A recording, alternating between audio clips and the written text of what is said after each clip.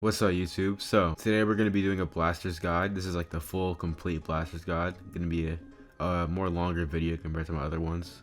We're gonna be going over like most of the gun characters, combos, neutral game, edge guarding, advanced tech, basically everything about the weapon you could know from a beginner level all the way up to like a pro level. The first thing I want you guys to know is the pros and cons of guns in the first place. Like, why play guns, right? So the first thing is that guns have extremely high damage. 15 damage on this, 28 damage on that, 15 damage on sidelight, 15 on dare. So you have really good damage without having to do that many combos. So that's the first pro about guns. So you have high damage, extremely good advantage state, really good juggling. You can kill extremely early. You have really good edge guarding, and it's good against like people who like to run away. Because, for example, like if you're in the corner, you can catch them with a sidelight, but we'll get into more of that kind of stuff later. So the main thing with guns that makes it not the best weapon in the game, like the cons of guns, are the dead zones, the predictable disadvantage state, and the predictable kill confirms. So first we'll get into the attack usages for each attack. So first attack that we have here, end light. So end light on blasters is an extremely good attack. You would kind of use it in the same situation you would use like a sword end light. It's really good for catching landings. It has good damage, and it has a pretty big hitbox, a pretty good hitbox for a weapon like guns that doesn't really have that much coverage, like kind of around you to keep yourself protected. So end light, really strong move.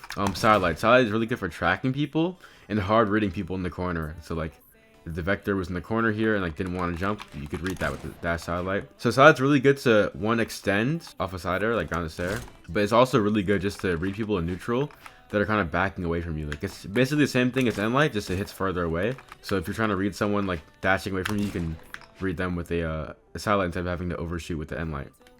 You have D-light, which D-light is just your main combo starter on guns. So you're gonna be using a lot of D-light to do all your combos, and also it's just a good it's also good for catching landings. It's not as good as end light though, because it doesn't hit that high up in the air. You can do regular D-light, but you can also gravity cancel down light. And GC D-light is really good for covering people that are just staying in this kind of empty op area, and it's really good for raiding cross-ups. And off of these D-lights, you can do things like X pivot nair and jump side air. And depending on how close you hit the downlight, you can do recovery. But this is all like basic knowledge here. And then I guess we can get into the aerials now. So you have nair. Nair is going to be kind of like your main aerial combo tool.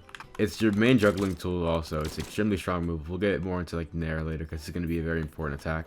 And then also neutral air has different variants and things you can do with it. So obviously you just have this regular nair, but you can also do X pivot nair here, which is basically you're just doing a dash jump and holding the other direction, which is really good for coverage too, especially off of attacks like end light.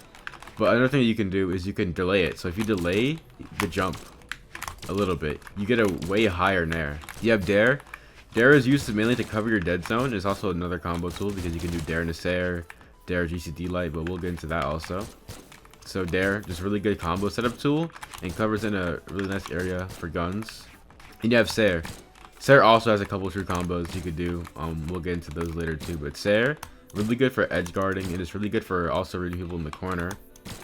It also combos off of dare when they don't have a dodge.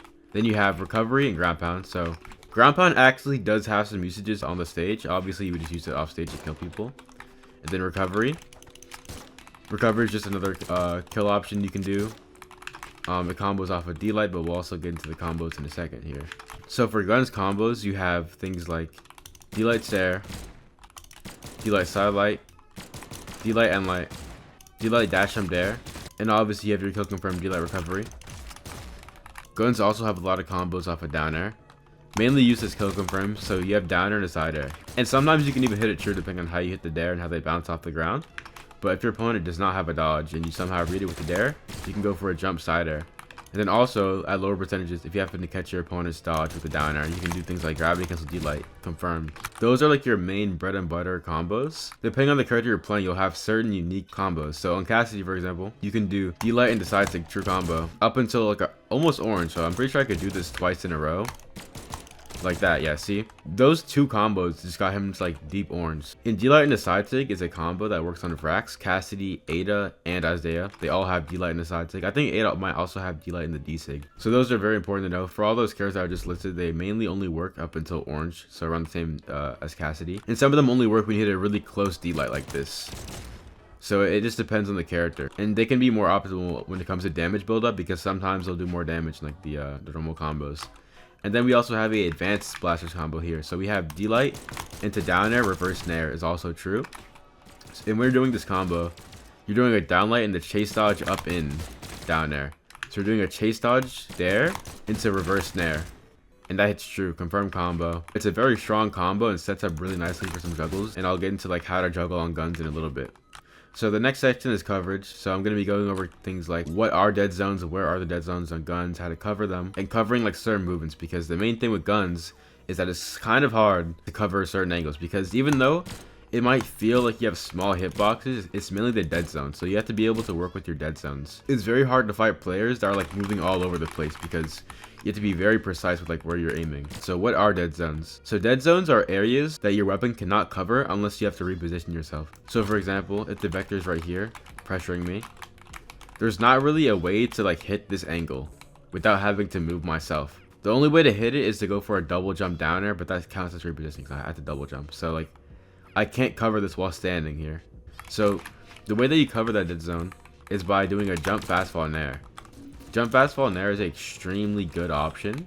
Even though you're not able to just do an anti-air, jump fast fall in air is like a really strong aerial to go for because it covers where people like to be, especially when you just whiff a attack. So for example, if you just missed a down air like this, your opponent is going to be like, okay, let me go and pressure him. So they're going to go and jump into your dead zone and kind of go stack with you. So you could miss a dare like this and then land with a reverse nair like this. Alright, neutral game. So we're going to get into how to play a neutral game on guns. So the first thing you have are your approach options. So like every other weapon in the game, your main approach options are going to be things like dash cancel or just dash, because you can dash attack like this, or jumping. Like so you can approach with a float like this, floating towards your opponent. You can dash cancel, you could dash jump, you could dash cancel jump fast fall. There's like a lot of different things you could do. You could do dash jump in, then dash jump out like this really quickly. And then you could even do that into dash cancel again. So you can, there's a lot of different ways to approach. It's just as long as you're putting yourself in front of your opponent, that's all that matters. So when you're playing neutral, the main things to look out for are your opponent's defensive options. So when you approach your opponent, they have to do something. You're gonna end up doing some kind of set play. So when you approach them, whether it's a dash jump like this, you're gonna invoke some kind of reaction. So this could be them dodging, jumping, backing away, trying to attack you. They could do anything. Or they could choose to do nothing at all. They could just stand still. So the main goal on guns is to figure out what that thing is. And just on any other weapon, the main thing is to figure out what are they doing when I approach them. So you start off by doing your approach sequence or whatever you want to do. And you see what they do. So let's say I approach and the vector spot dodges, right? So to punch the spot dodge, I could just go like this and do my D-Light and a side sector combo. Or I could go for an N-Light.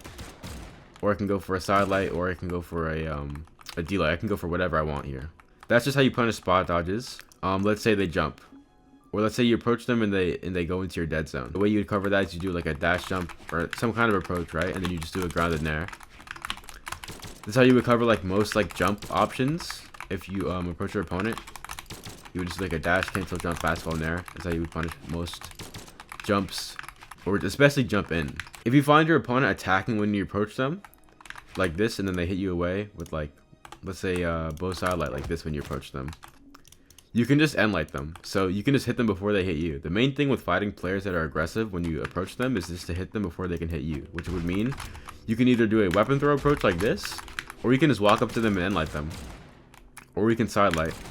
But usually your opponent's not going to attack you unless they know they can. So like they're not going to go for the attack unless you get really close like this, which means you're not going to want to go for a side light that often, especially if you're coming from the corner.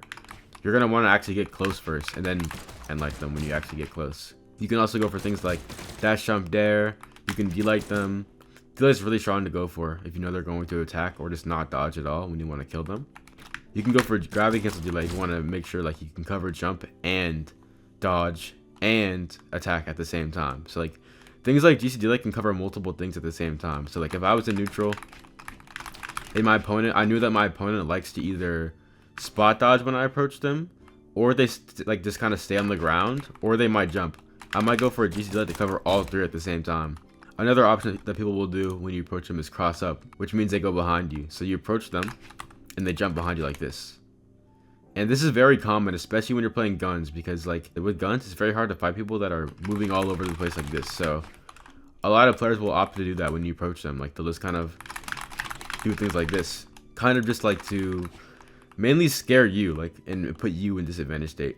So if you approach and they cross up, there's a lot of things you can do, but I would say the main option you should go for to read a cross up on guns is to go for a reverse gravity cancel D-light, because this will cover if they're anywhere in the air. You can also do reverse end light. You can do reverse stare.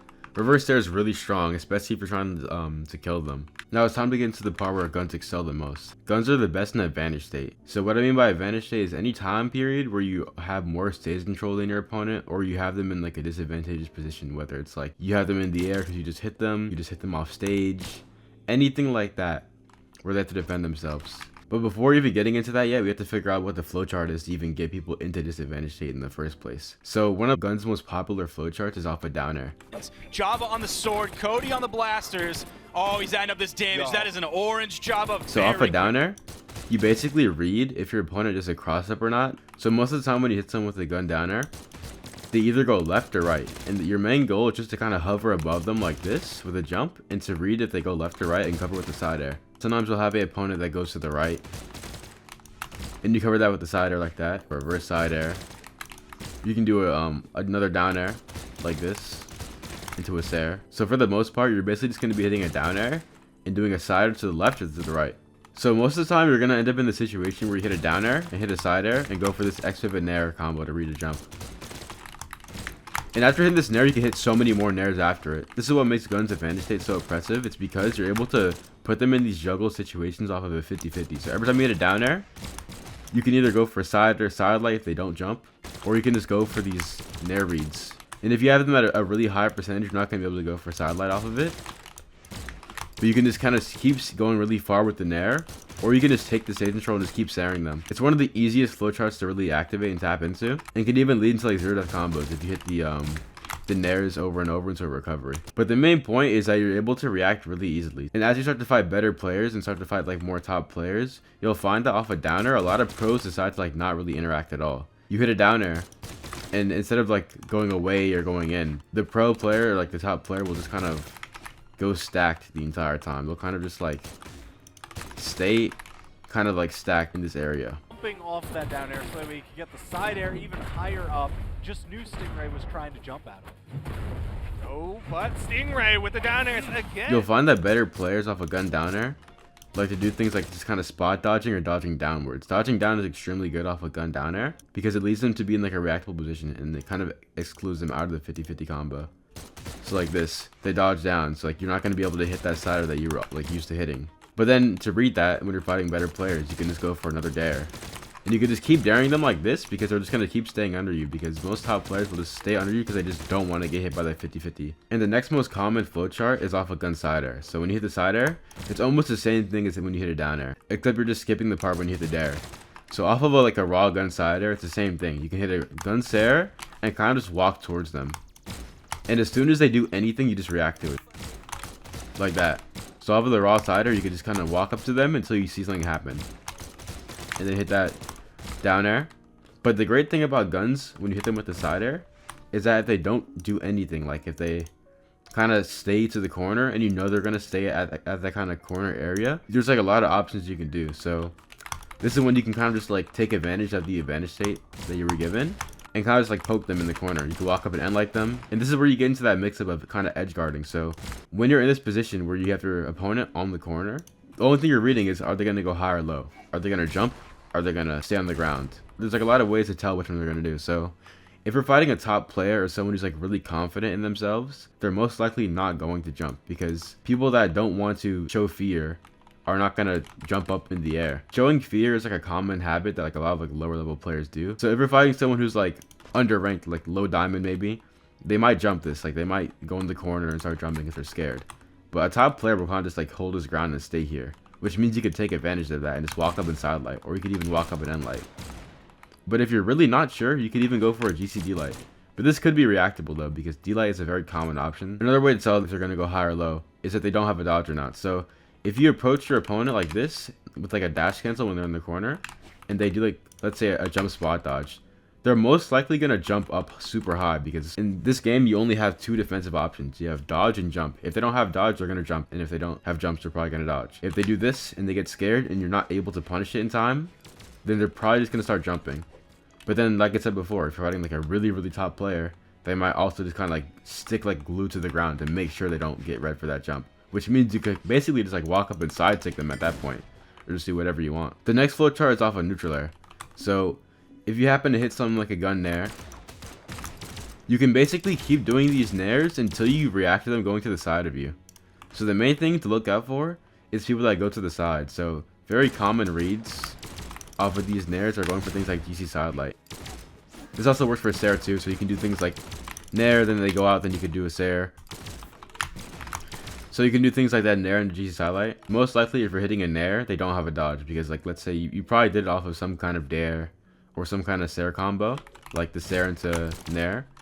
So you can probably get 2 nairs off of that, and then once you get the second nair, you kind of just read, are they going to go left or right? But then like I said before, top players will do this kind of mix up where they kind of do neither. They kind of like stay like in both areas at the same time. But with that, you can kind of read that with like a jump recovery, or a lot of top players will do this thing where like you do a nair and they dodge down instead because they don't want to get red for going in or out. So they kind of just do like the opposite of it, just to make sure they don't get hit by the in or out reads. They go downwards, and you can read that with a jump dare. You can read that with the ground pound. You can read that with the fast fall recovery, just a regular recovery. There's like a lot of things you can read it with, but for the most part, guns is like a 50-50 type of weapon where you hit a attack and it's just left or right, left or right, left or right. And if you can't notice if they're going left or right, then that means they're going stacked. So while you're playing guns in neutral, it's very common for your opponent to stop reacting and kind of just like stop dodging.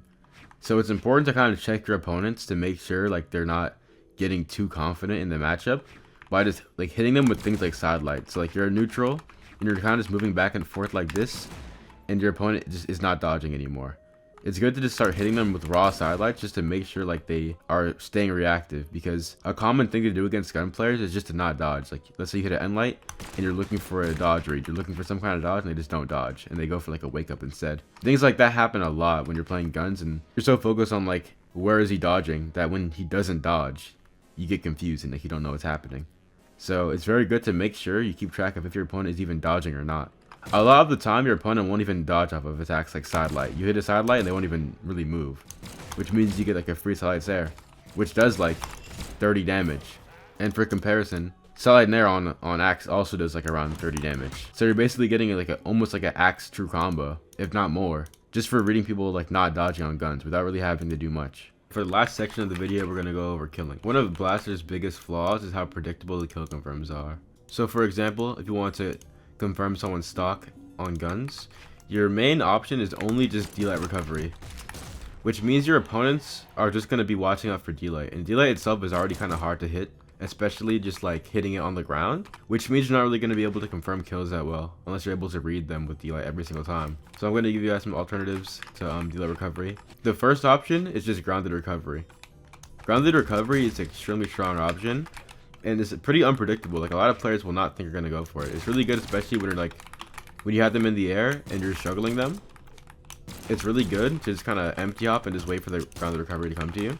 As for delight recovery is hard to hit, but there's ways to force it to happen. So one of the ways that I like to kill on guns is I'll go to like the corner kind of and miss a delight like this, and then as soon as I miss it, I go for a dash delight again to kind of bait them to come towards me, the same way you would on sword where like you miss a delight and dash delight again.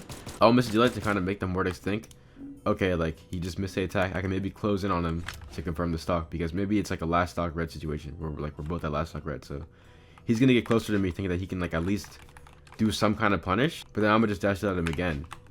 So I'm gonna do this, and then I can confirm the stock that way. So doing attack baits is really important. So you can miss like a nair, then do a recovery on the ground. You can miss a dare, then do a grounded recovery. A little bit riskier, but a lot of it is kind of like holding your ground and making sure that you can kind of keep them at bay by like missing a lot of attacks, because the frame data on blasters is really strong. So like you can get away with like missing a fadeaway Sair and like coming back in with the dash delight. Like you're gonna have to do like a lot of baiting and like a lot of grounded recovery if you want to like be able to confirm stocks on guns without having to worry about it that much. And the last thing to kill is this really cool extension that I saw from Sandstorm when I sparred him. Basically, if you hit a nair and your opponent kind of fast falls, you can do a weapon throw up into recovery. It's a confirmed combo if they don't have a dodge. So like if you catch someone's dodge with an air, if they do any kind of fast fall or they just don't move at all, you can do a weapon throw up into recovery as a confirmed combo. And it kills really early too. So it's good to do like off of end lights and side lights like that. So this concludes my Blasters guide. I hope you guys enjoyed it. Let me know in the comments if you have any questions and also give me some more ideas for other guides I should do. That's about it. Have a great day. Peace.